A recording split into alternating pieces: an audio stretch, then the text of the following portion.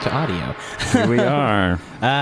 Welcome to our first episode of I Made You a Mixtape. Yeah.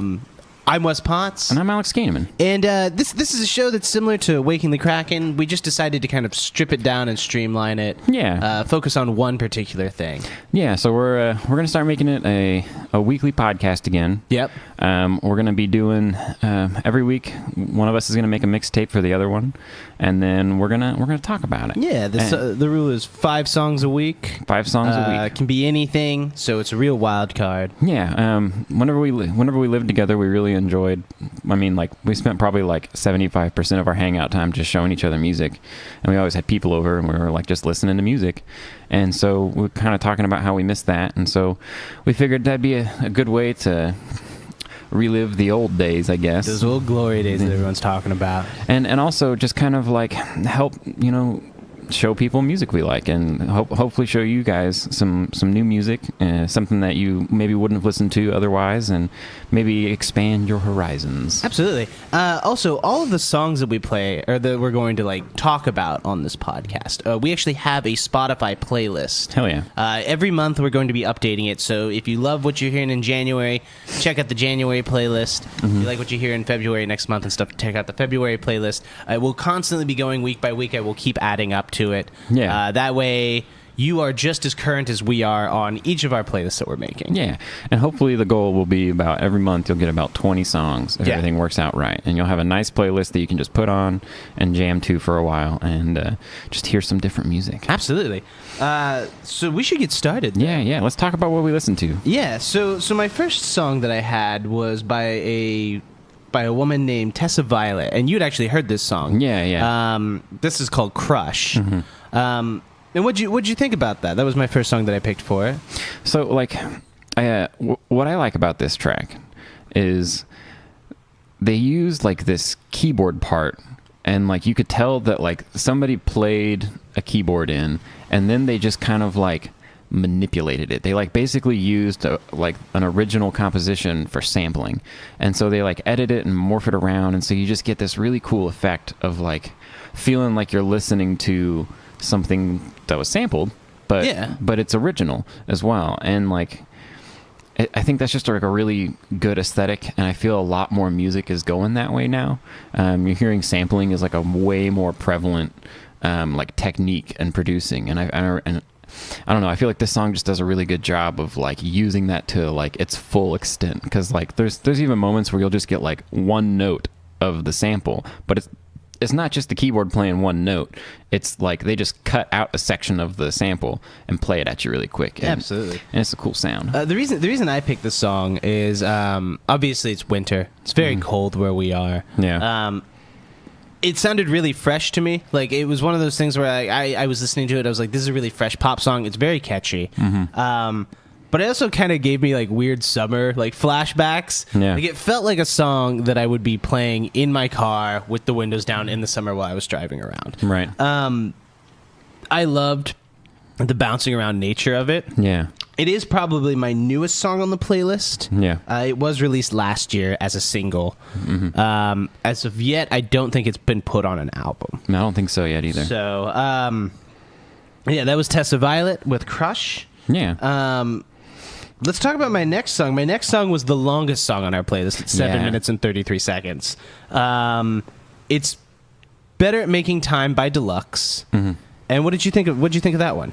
So, like, I immediately like the way this one starts off by just like introducing this like kind of cool bass line, and like it really grabs you. Like, the bass to me the whole time kind of like really sucked me into it, because I'm just like, man, that bass line is awesome. And they're constantly varying what he's doing, so he'll be playing like the same basic progression over and over, but like sometimes he'll be doing, like the main bass line, and other times he'll be like doing like syncopated stuff and just making it a little bouncy. And when we were listening to it, you'd said it was like they called it post-disco. Yeah, they're supposedly heavily influenced by disco. Yeah, and you totally get that, like, because like that was a big thing in disco, is you get like the kind of like the typical, you get the 1 and 2, the 1 and 4, or I'm sorry, 1 and 3, kind of,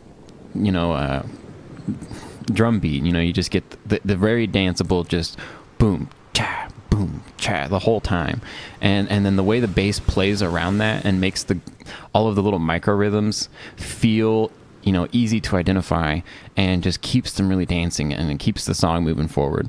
I also really liked how they were like layering up the vocals, and you just get like a really low voice, because the singer's voice is already kind of like a baritone-ish kind of range, and so like he even is willing to go down low, and they just mixed it really well in with because you've already got the bass there, and so those two things would really fight each other normally, but they really just sat well together. It sounded a lot like his vocals sounded a lot like Foles to me, especially like off of the early like Antidote album and stuff, like the one that had like French Open and everything on it and stuff. It gave me that really weird ambience of like almost a Foles album. I thought it was a really cool like indie rock song that was mixed with disco. I found out later it's called post disco. And I loved how you'd mentioned something about the vocals in the track and stuff, and I loved how they kind of almost went in unison. I love when you can have that almost editing that it's the same voice, if not multiple ones, but they're all on point, almost as if they're all singing together, but it doesn't sound like a punk rock singing together. Right.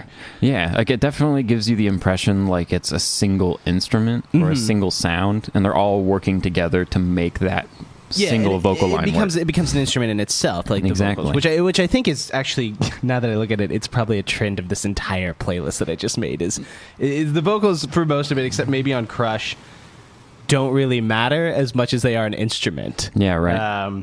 They more just like fill space and add ambience and kind of give you more of a vibe. They fill out the track. Yeah, and that album, Voyage, was released in 2014.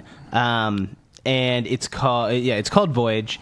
But yeah, so that was one of the things that I thought was really interesting. I really like that track. I've been listening to it for months now, and I figured I'd put that on there. The third song on our playlist is called Kick, Jump, Twist by Sylvan Esso. Yeah, this was like the first kind of like, to me, like EDM feeling song where it's just like, this is all electronic music, and it's not really meant, like the vocals are there, but they're mixed in and like twisted up, and like kind of like they're constantly playing with them. They did this really cool effect at the end where like they basically just chopped the voice up a bunch and made it like its own background ambient instrument. And I also really liked how they made like, they used like a really simple 808 drum kick, which is like an old hip hop thing, like, or at least it became popular that way. But like, I get tired of that sound, but like they really did a good job of like having it be there, and all of the other instruments had this like kind of slow attack, and so they were constantly ducking out of the way of it, and so you could really feel it. And I thought that they like used it in a really pleasant way.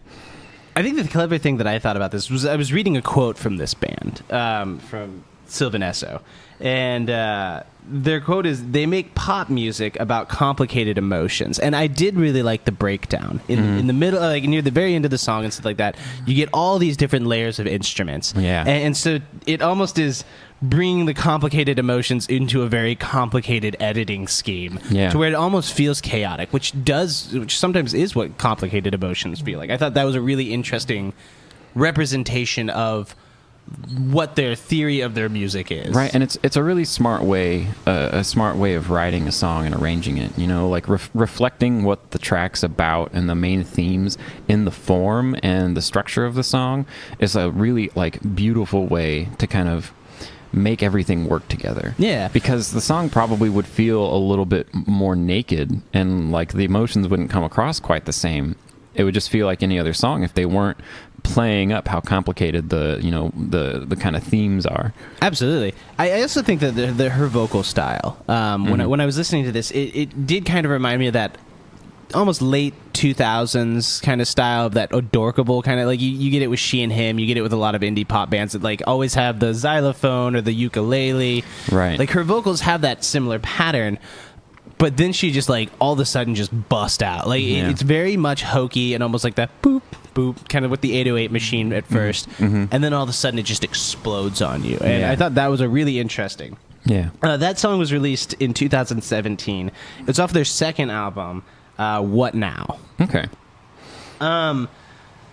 This next one was the one that you said is the most me on this playlist from Living Together. This one is called Ready to Wear by Felix the House Cat. Yeah.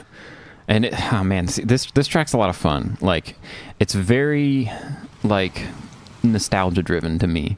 Like you're getting kind of like lo-fi drums and instruments, and even the voice is kind of sent through a filter that makes it feel a little rough. Yeah. Like it's smooth, but like it just feels like, I don't know, it kind of just feels old. It just makes you feel like you're hearing it in a very specific setting rather than just trying to be as clean as possible.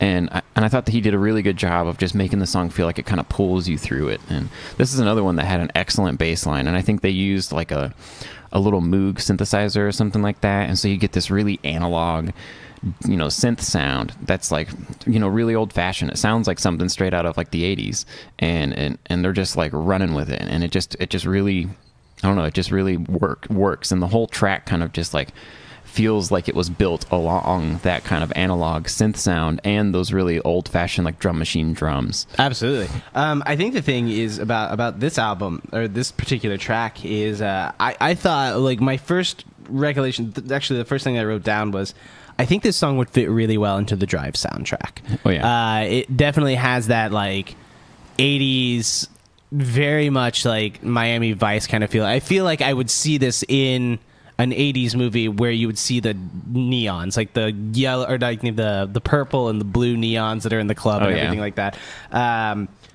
I think even today, though, it would still fit very well into like a club setting or just even a party setting. Yeah, I think this is definitely one of those songs that you put on in the background.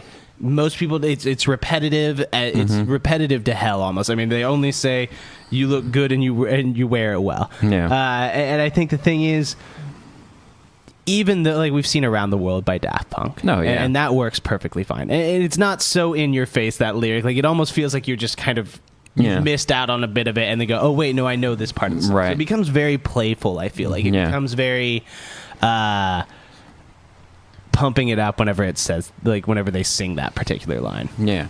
And I think what's cool about this track is, like, yeah, like you said, it's repetitive, but it's repetitive in interesting ways every time. Exactly. Yeah. It feels fresh every time it comes back around, and like you don't just feel like, oh, here's that lyric again. It's like no, like kind of like when you listen to Around the World by Daft Punk, like it, you know, like that's it only has that one lyric, around the world, and I think it repeats it like 40 times, but like it doesn't get old when you listen to the song. You know, like they're really good at keeping it fresh, and I think that's what's a kind of like a great trend in modern music is, like, obviously we like repetitive music. Like, sure, we always have. If you look at the top 10 of the Billboard 100 over the last 60 years, the top 10 are like 10 to 15% more repetitive lyrics than all of the other things on the top 100 for that year, and it's like consistently always more repetitive, and we've just been getting more repetitive over time, but like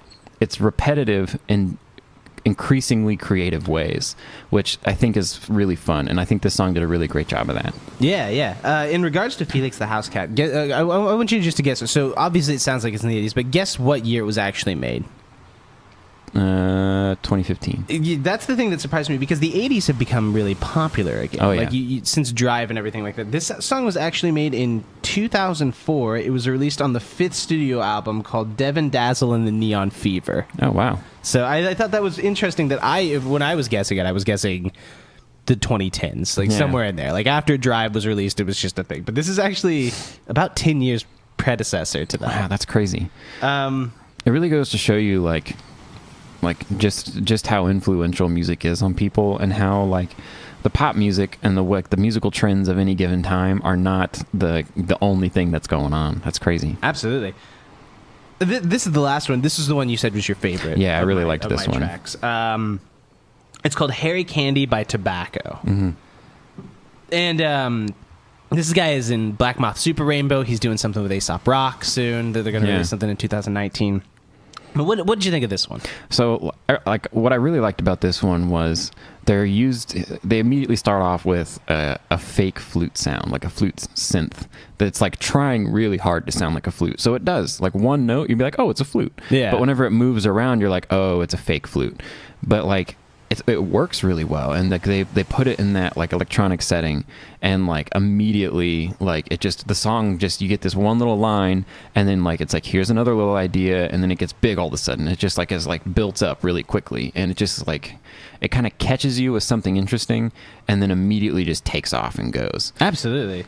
I also, first thing I noticed off the bat was the flute sound. I loved the fake flute. It reminded me of like old 70s claymation music. Yeah. And then the next thing that I thought about it when I was listening to this song by Tobacco was it reminded me of the style of genre that Tame Impala is doing right now, but mixed in with Kraftwerk. Yeah. Which was 1970s like German dance. And I think the thing that was really interesting was once I dived in and started learning about Tobacco and how he makes his music, he actually does both use digital and analog formats for his music that he makes. Yeah. And so that does key in with like the digital, which would be the Tame Impala kind of almost trippy ambient kind of style, and then the analog, which was very much what Kraftwerk did, where they would just completely plug in, plug out, and do all these other kind of things and stuff. I thought that it was really interesting. This was released in 2008. It was released on the first studio album by Tobacco called "Fucked Up Friends." And yeah, so I thought honestly this was one of my favorites. I've been listening to this song for a couple weeks now. I showed Ben it and everything. So when I had to pick the last song of the list, I was like, I have to put Tobacco on. Yeah, and it's a really cool track. Like it just shows you how far we've come, especially whenever you talk about like Kraftwerk, like because Kraftwerk was like pretty much one of the first like electronic bands. Oh yeah.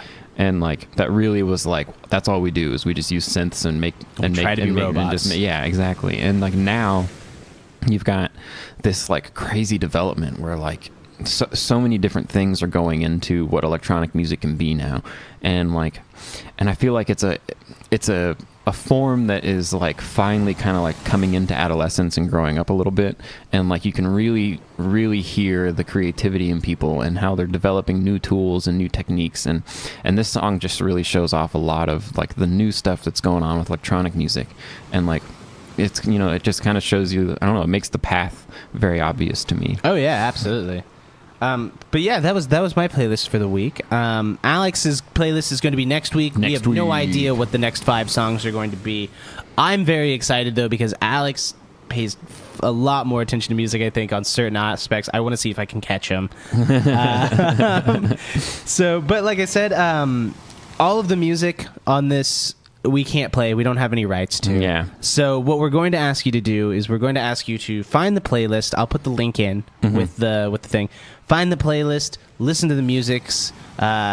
Understand what our opinions are after that, and we hope you join us next week. Yeah, totally. So, and we hope you find something you like as well. Yeah. So thank you for our newest endeavor of I Made You This Mixtape. Right on. We'll see you guys next week. See you later. Okay, goodbye.